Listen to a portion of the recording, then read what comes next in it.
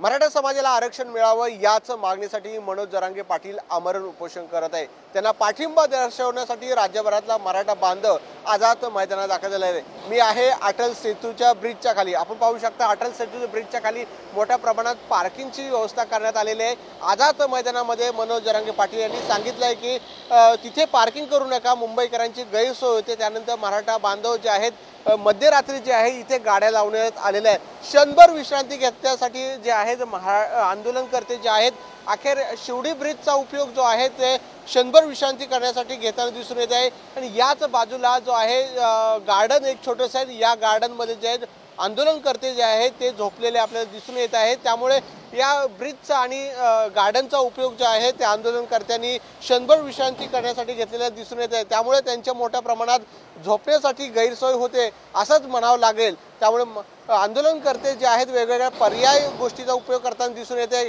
अनेक शिवडी ब्रिज असेल किंवा रस्त्याच्या पलीकडे जे आहेत आंदोलनकर्ते जे आहेत क्षणभर विश्रांती घेताना दिसून येत आहे।